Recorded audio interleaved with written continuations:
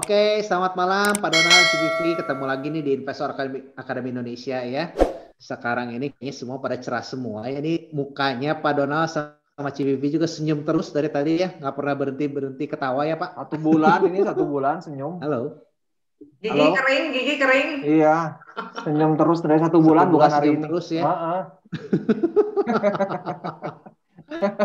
Ya. Ini tapi di luar itu juga Pak, ya ada aja teman-teman yang saya perhatikan gitu ya, yang apa, yang mungkin ketinggalan kereta gitu kan, kondisi juga lagi gundah gelisah gitu Udah kan, kondisi gelisah ya, seperti masih megang ini, cash ya. ya pegang cash gitu kan, apalagi full cash gitu kan, kalau kita ngomongin tiap hari new high record terus ya, naik terus kan. Nah Ya, ini ini pendapat tidur nih dari CWV, kira-kira nih gimana nih Ci? Ya kalau saya bilang sih, ya itu tadi kita obrolin, nyanyi lagu Elsa, Let It Go. Ya mungkin kalau yang udah ketinggalan ya, dihitung dulu, cocok nggak kita kalau ngejar, kira-kira nyaman nggak? Kalau kita nggak nyaman, jangan dipaksain. Nanti kena goyangan dikit, kita panik jualan, malah tadinya bisa untung, malah jadi rugi. Tapi kalau kita yakin ke atas, udah siap sama resikonya, ya beli aja, nggak apa-apa. Masih lagi bullish mah kita ada saatnya kita mesti serakah sih kan. Ada istilah serakah dan takut. Kondisi saat ini sebenarnya tuh memang saatnya lagi harus grit atau memang harus hati-hati nih Pak? Mungkin dari Pak Donald nih Pak, saya pengen nanya ke Pak Donald. Iya, ini emang masa-masa menyenangkan ya. Setelah berapa lama banyak fear gitu ya, walaupun kita sih sudah di dalam dan bahkan kita udah nambah dari bulan Maret gitu ya. Pada saat kondisi seperti ini ya mungkin justru sangat menyenangkan lah, berita-beritanya banyak yang bullish ya, saham di sana sini terbang, yang kita pegang sehari bisa naik 25-35%, itu kan sesuatu yang sangat menyenangkan. Jadi mungkin feeling saya ini baru startnya. Karena apa? Karena pertama Biden belum dilantik, ya kan? Biden belum dilantik. Yang kedua juga dari segi dalam negeri, Omnibus Law juga belum disahkan untuk turunan-turunannya ya, Jadi kita baru melihat, feeling saya ini start dari bullish market ya, bullish market. Jadi mungkin tahun depan kita akan sangat bullish marketnya. Ini feeling saya dengan dua kondisi itu. Jadi begitu Biden memulai periode kepresidennya bulan Januari dan ditambah dengan faktor dalam negeri, Omnibus Law dan SWF itu diterapkan, disahkan dan berikut dengan peraturan-peraturan turunannya, nah itu akan luar biasa. Jadi saham-saham yang mungkin bahasanya saham-saham Benjamin Graham yang sudah sangat murah ini akan berkembangan, baik yang komoditas maupun yang bukan komoditas, yang harganya sangat murah, itu kita akan terus melihat ini selama beberapa bulan ke depan. So watch out and enjoy the ride dari kenaikan harga-harga saham ini gitu. Jadi tahun depan kalau menurut Pak Donald kemungkinan besar kayaknya bullish ya Pak ya? Iya, bullish. Kalau lihat. Karena juga uang dari luar negeri kan mulai masuk nih. Uang-uang dari Amerika, uang-uang dari luar negeri yang mereka bingung untuk diinvestasikan di mana. Harga saham di Amerika udah sangat mahal, sehingga mereka mulai masuk ke emerging market, termasuk juga perhitungannya karena dolar akan melemah. Dan ingat bahwa skenario untuk intervensi dari pemerintah akan dilakukan lagi gitu kan, bahwa pemerintah Amerika akan kembali menggelontorkan stimulus yang jumlahnya sangat besar. Nah ini akan melemahkan US dollar dan akan banyak dana besar itu masuk ke emerging markets, selain Cina tentu Indonesia. Jadi tahun depan ini kita akan menikmati periode yang sangat menyenangkan sebagai investor saham ya, Pak Pak, ini ada ini nggak Pak? Kasih saran nih Pak bagi yang punya portonya cash semua, Pak. Yaitu pertama mungkin ini pembelajaran yang menarik. Yang kedua mungkin sudah bisa menghafalkan lirik lagunya Elsa gitu ya, Let It Go. Jadi emang bursa saham itu kita kan sudah belajar dari pengalaman bahwa kontrarian itu sudah terbukti puluhan tahun dan sama seperti tahun ini ya. Pada saat kita dihajar oleh COVID, orang pada takut. Tapi kan dari segi pengalaman orang lain atau ilmu pengetahuan yang kita miliki, justru pada saat lagi krisis adalah masa yang paling tepat untuk masuk. Pada saat orang ketakutan, disitulah value investor masuk, ya kan?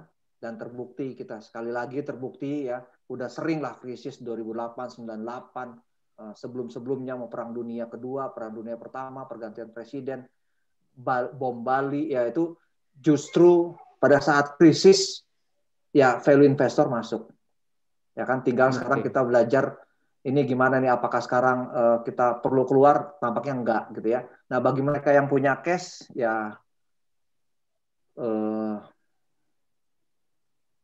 what can we say? What can we say? Jadi apakah perlu belajar masuk dari sekarang gitu, walaupun memang teman-teman yang lain yang sudah masuk dari seperti kita dari Maret ya portonya udah beggar gitu ya. Nah, kalau emang masih banyak saham yang murah.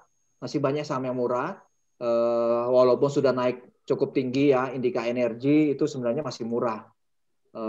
Komoditas-komoditas yang lain kayak Elsa, Medco, dari pertanian, dari tambang mungkin sudah cukup mahal ya, Antam, nikel gitu ya udah Inco itu mungkin sudah cukup.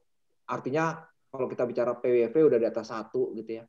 Tapi ada banyak saham-saham yang lain yang masih murah, PBV-nya di bawah 1 atau sekitar 1 itu masih murah, yang masih bisa memberikan margin of safety cukup tebal, sehingga jika itu dihargai oleh pasar lebih tinggi, cuannya bisa lebih signifikan gitu ya. Masih ada banyak saham yang murah. Jadi bagi mereka yang masih punya uang cash ya masih ada kesempatan ya. Masih ada kesempatan. Oke.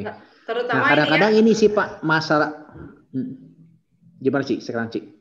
Ya terutama saham-saham lapis 2, lapis 3 itu larinya lebih kenceng lagi. Iya, mungkin bukan lapis 2, lapis 3, lapis 4, lapis 5 Ci ya. Kenapa? Lapis 4, lapis 5 mungkin. Nggak tahu berlapis-lapis aja. Atau lapis berapa? Lapis sedikit Pak. Iya. Ini yang beruntung yang teman-teman alumni IAI ya, udah jauh-jauh hari bersama kita ya. Bukan hanya belajar bagaimana mencari saham yang murah, tapi juga kita seringkali sharing bedah emiten hampir tiap minggu di hari Jumat khusus alumni, dan kita banyak membahas saham-saham yang berpotensi memberikan beggar, dan kayaknya udah bukan cuma balik modal dari trainingnya, tapi sudah cuan lebar nih, udah pada senyum lebar nih teman-teman IAI. Pada ngucapin thank you nih Pak, katanya udah pada cuan. Katanya pengen ngerasain beggar nih, bentar lagi udah untung udah 30-50% udah biasa. Jadi greedy ya. Jadi greedy, orang lain tuh pengen susah beggar, itu nyari 30-50%. Tapi sebenarnya kalau berarti kondisi begini waktunya kita takut atau serakah Pak? Kalau saya sih greedy ya, mulai nambah banyak beberapa uang dari luar yang mulai masuk gitu ya. Untuk bulan-bulan ini saya mulai menambah, tapi emang pertimbangannya itu tadi bisa jadi salah, bahwa Amerika akan memberikan stimulus pada saat Biden dilantik ya, mungkin Januari, dan itu jumlahnya besar sehingga dolar akan melemah, ada banyak uang dana besar itu akan masuk ke emerging markets termasuk Indonesia. Dan kita sudah lihat uang-uang yang kemarin keluar tuh sudah mulai masuk lagi. Nah, kalau kita hitung kan sebenarnya yang keluar tuh jauh lebih banyak, dan itu akan masuk mudah-mudahan di 2021. Itu yang pertama. Dan faktor penariknya masuk ke Indonesia itu adalah Omnibus Law dan SWF. Dan itu belum disahkan yang peraturan-peraturan turunan-turunannya. Nah, begitu itu disahkan itu akan luar biasa ya. Indonesia ekonominya harusnya bullish, bukan cuma bursa sahamnya tapi ekonominya akan bullish. Jadi kita akan melihat market yang bergairah di 2021. Nah, cuman emang pertanyaan 2022 bagaimana ini yang mungkin kita akan evaluasi lagi ya tahun depan.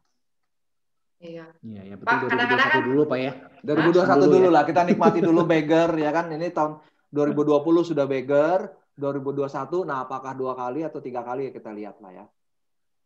sama ini kan Multi Pak. bagger Pak. Multi beggar ya.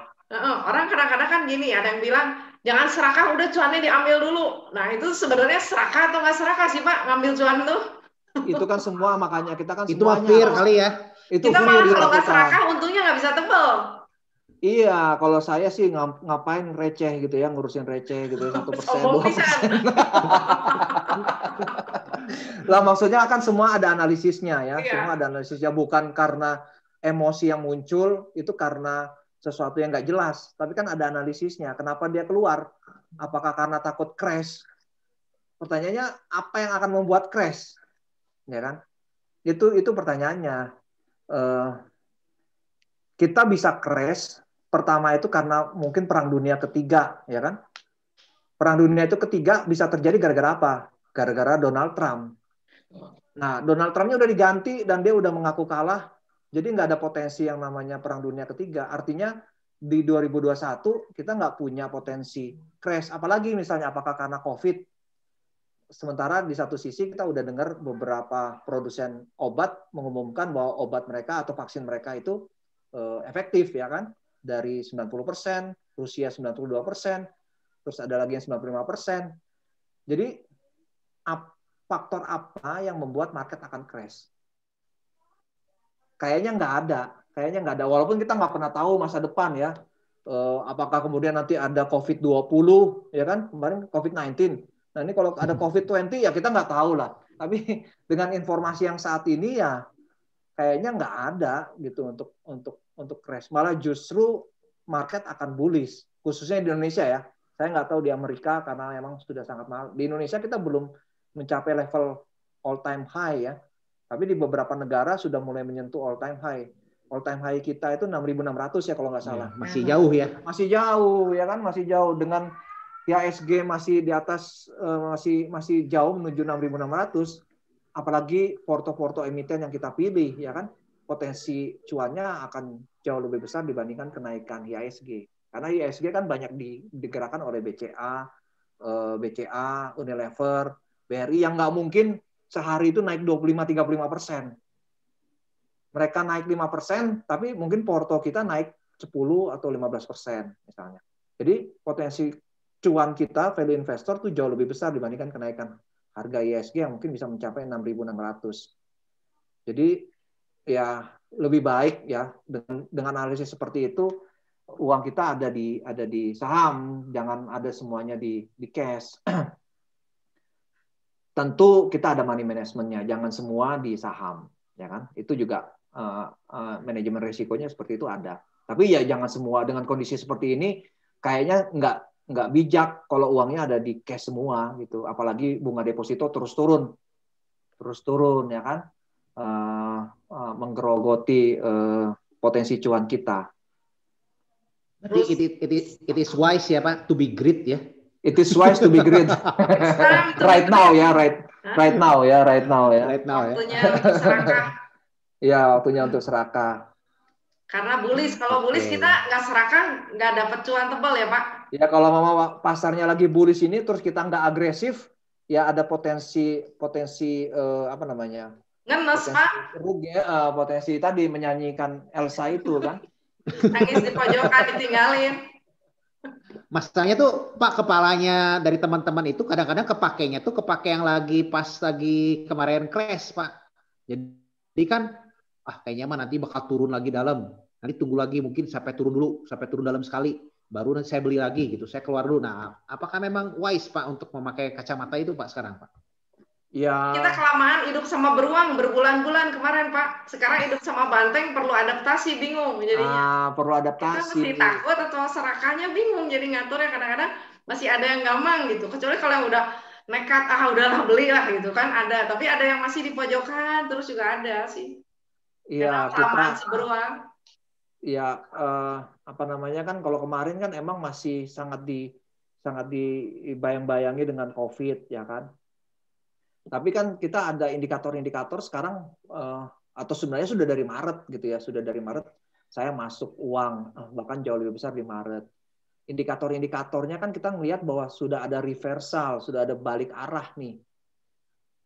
Kok masih ditunggu, apalagi yang mau ditunggu gitu kan. Jadi secara kurva, secara grafik ini sudah reversal, udah confirm reversal. Jadi malah arahnya ini yang tren besarnya ya kan, kalau mama kita bicara tren besarnya itu bullish. Pertanyaannya apakah ke 6.600 atau istirahat dulu di 6.000 ya kan?